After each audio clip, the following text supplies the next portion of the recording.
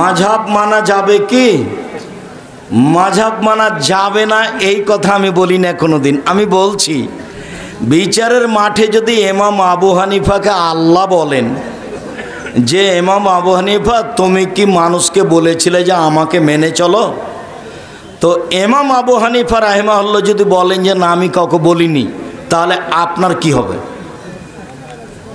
মাথাটা খালি রাখেন, কোরআন এবং সহিহ হাদিস, বাস। অল্প দিন বাঁচতে এসে ফাঁকে পড়িয়েন না, মাথাটা খালি রাখবেন। ইমাম আবু হানিফা রাহিমাহুল্লাহ যদি বলেন আমি কাউকে বলিনি, তাহলে আপনার কি হবে?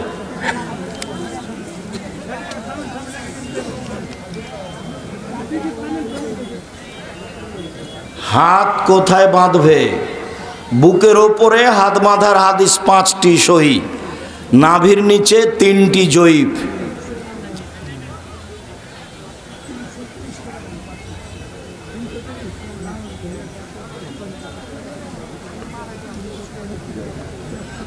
কালেমা নাই, আমরা তো কালেমা আছেই বলছি। কালেমা নাই কোথায় যে বললাম, আপনি যে কি বক্তব্য বুঝেন না মনে হয়, বা আপনার ভিতরে আছে দুর্বলতা আছে, আপনার ভিতরে হিংসা আছে বা খারাপ শত্রুতা ঢোকে আছে, একটু কমিয়ে দেন, ওটা ভালো হবে। লা ইলাহা ইল্লাল্লাহ এটুকু হলো কালেমা তাইয়্যিবা, আর লা ইলাহা ইল্লাল্লাহ মুহাম্মদুর রাসূলুল্লাহ সনদে দুর্বলতা আছে, আরও সব সহিহ হাদিস দিয়ে চলে, তার নাম হলো শাহাদাত।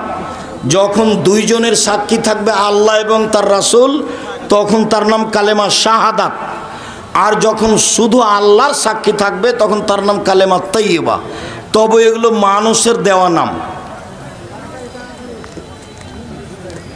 জনৈক ব্যক্তি তার প্রতিবেশীর 5 শতক জমি জোরপূর্বক দখল করে, ফলাফল জাহান্নাম। হজ তাহাজ্জুদ দিয়ে কিছু হবে না, জমি আগে ফেরত দিতে হবে। ফরজ সালাতের পর সম্মিলিত মোনাজাত বিদাত। বিদাত সভাপতি সাহেব যেন আর কোনো দিন এমন না হয় মানুষ হাত তুলে দোয়া করবে, ব্যক্তিগত ব্যাপার। হাত তুলে দোয়া করলে খালি হাত ফিরে দিতে আল্লাহ লজ্জা পায়। 35টা হাদিস আছে হাত তুলে দোয়া করার, এই যে আইনে রাসূলুল্লাহ সাল্লাল্লাহু আলাইহি ওয়াসাল্লাম দোয়া অধ্যায়। 16টা স্থান আছে। বেদাত করে জাতিকে ধর্ম দেখানোর চেষ্টা করিয়েন না, ভুল হিসাব অনুরোধ করে যাচ্ছি।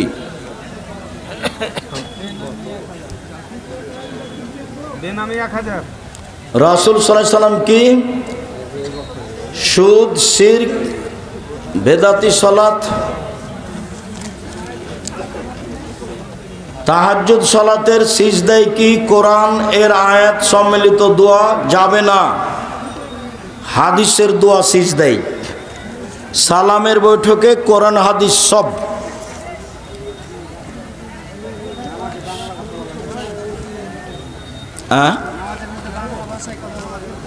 সলাতের মধ্যে বাংলা ভাষায় চলবে না, বাংলা ভাষা চলবে না, সলাতের মধ্যে বাংলা ভাষা চলবে না।